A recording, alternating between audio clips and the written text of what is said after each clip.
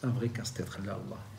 Et donc, Allah, à chaque fois, il va demander d'aider. Et on parle même dans certains textes, imaginez quelque chose qui se déchire, le prophète il va arranger cela. Ça, on remerciera jamais assez les mamans de la première génération qui sont venues ici en Europe. Nous, on est le fruit de ces mères-là. Al-Walida Rahimah Allah, qu'Allah lui accorde les plus hauts degrés du paradis. Depuis qu'on était petit, elle nous a, Wallah, c'est pas des blagues, Shabab, je sais recoudre, toute chose déchirée, je sais la recoudre. Ça paraît bizarre de le dire aujourd'hui. Pourquoi ça paraît bizarre? Parce que quand j'en parle à certains petits jeunes, maintenant des ados et tout, on me dit quoi? Et monsieur, maintenant à Sarwal, pète un bouton, tu vas au Kiabi, tu en as un pour 7 €. Hein. Qu'est-ce que tu te casses la tête? Alors, nos parents, obligés, tout le monde veut faire le ménage. Garçons et filles, on faisait les mêmes ménages, pas de différence. Passer la serpillière dans les étages, même ceux du voisin, on devait le faire, pas de différence. Ah, dans ce temps-là, il n'y avait pas de lave-vaisselle, il n'y avait pas de... Trier les habits pour les mettre dans la machine à laver, tout le monde devait le faire. Chaque jour, c'était le tour d'un des enfants.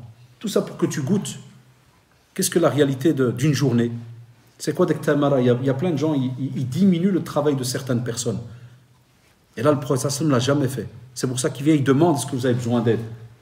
Aujourd'hui, des fois l'épouse, elle va dénigrer le boulot du mari, et des fois le mari va dénigrer le boulot de l'épouse. On entend souvent ce genre de remarques en disant ouais, mais les femmes, pourquoi elles se plaignent? Elles sont qu'à la maison.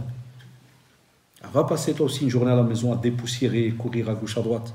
Et tu peux entendre des fois des femmes, mais lui là, laisse, prend la voiture, il va se balader, il va au travail, avec ses copains. J'ai entendu ce genre de phrase. Non, personne ne doit dénigrer le travail de l'autre. Toute personne qui fournit un effort, c'est noble. Et le prophète a reconnu et reconnaît ces efforts-là. C'est pour ça quand il rentre, il demande est-ce qu'il y a besoin d'aide. C'est important ces points-là. Wallah, Shabab, tout ce que je suis en train de vous rappeler maintenant, ce sont tous des portes qui ont ouvert des conflits dans beaucoup de couples, spécialement l'entraide dans le couple. C'est un gros souci ces dernières années. On entend tout le temps parler de cela. Ça manque. Si on n'apprend pas ça à nos enfants, si on ne les fait pas bouger à la maison, ils doivent toucher aux tâches. On n'a pas ce qu'on appelle des tâches à faire spéciales filles et des tâches spéciales garçons. Tout le monde doit mettre la main. Il n'y a pas non, ça c'est du repassage, c'est pour les filles. T'as lu ça dans quel hadith? Dans quel texte tu as lu ça? Enfin, qu'Allah récompense nos mères. Nous on s'est repassé. Moi jamais, je vous parle sérieux, jamais de ma vie je dis à ma femme de me repasser une chemise ou un camis. Regarde comment c'est bien plié, tu regardes les lignes. Non mais la vérité. Non, tu as des types, il attend. Qu'est-ce que tu attends, frère? Je dois faire ma chemise.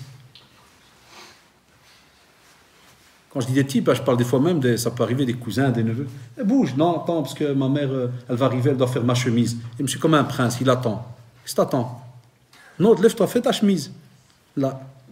Il attend que sa mère, elle lui fait le repassage de son caleçon. Allahu Akbar. Allah ibarak. Ah, vous souriez, mais c'est la vérité. T'attends quoi, frère? Non, elle prépare mon caleçon, j'arrive.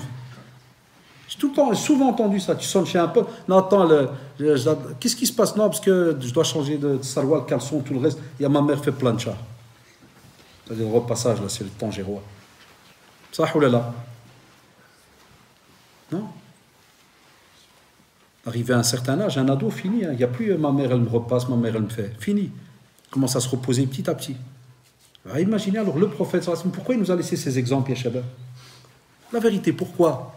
C'est ce qu'on essaie de vous expliquer maintenant. Que quand on voudrait que vous ayez une lecture, mais pratique. Pas comme on le voit dans beaucoup de conférences, juste on répète des actes qui ont été faits, mais dans la pratique.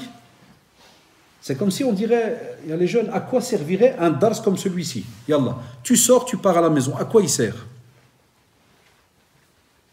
Ben, il sert à ce que tu remettes en pratique ce que tu as entendu dans le comportement du prophète, sallallahu alayhi wa sallam.